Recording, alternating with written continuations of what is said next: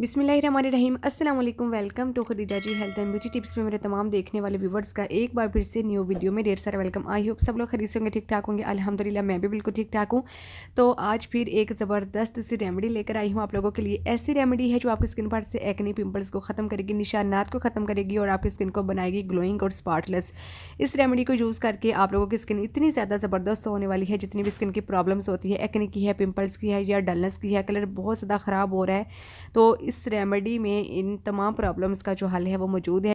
ये remedy best remedy है और सिंपल से इंग्रेडिएंट्स से हमारी ये रेमेडी जो है वो बनकर रेडी होने वाली है। आप कैसे अपनी स्किन को साफ कर सकते हैं, ग्लोइंग बना सकते हैं, तो चलते हैं इसके लिए वीडियो को स्टार्ट कर लेते हैं। सबसे पहले हम एक नीट एंड क्लीन बोल ले लेंगे और इसमें फर्स्ट इंग्रेडिएंट जो हम ऐड करने वाले हैं वो है ग्राम फ्लावर यानी कि बेसन। बेसन हमारी स्किन को ग्लोइंग करता है, हमारी स्किन को स्पॉटलेस बनाता है, हमारी स्किन पर वाइटिंग इफेक्ट लेकर आता है और जितने भी दाग धब्बे होते हैं, जितनी भी एक्ने पिंपल्स होती हैं, पिगमेंटेशन की प्रॉब्लम होती है, उन सब प्रॉब्लम्स को सॉल्व करता है और आपकी स्किन को साफ़ करता है। तो यहाँ पर मैंने 2 टीस्पून जो है वो मैंने बेसन के ऐड किए हैं। नेक्स्ट इंग्रेडिएंट जो हम इसमें ऐड करने वाले हैं वो है शुगर। यहाँ पर मैं बताती चलूँगी, आपने शुगर जो है वो दानेदार ही यूज़ करनी है।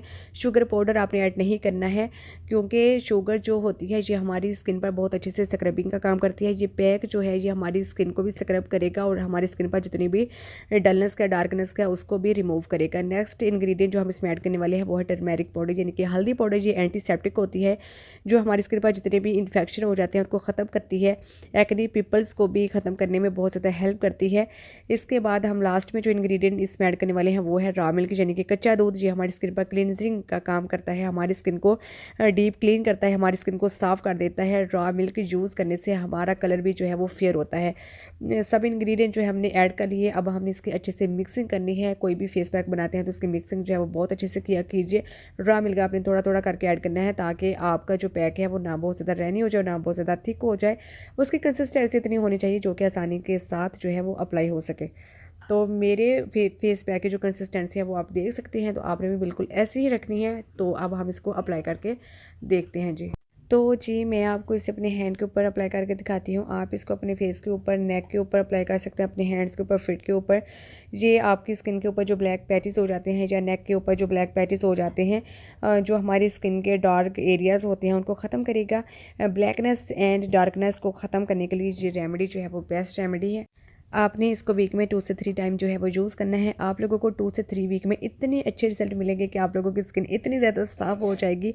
एक्ने के जो निशान रह जाते हैं, तो जब आप इस रेमेडी को यूज़ करेंगे तो आपकी जो एक्ने है, पिंपल्स हैं, वो भी ख़त्म हो जाएंगे। एक्ने के निशानात भी जो है वो भी रिमूव हो जाएंगे। आपने इसको लगा के रखना है 10 to 15 मिनट तक और उसके बाद आपने क्या करना है, अपने हैंड को वॉश कर लेना है, जहाँ पर भी आपने इसको अप्लाई किया होगा, हैंड, फेस या जहाँ पर भी।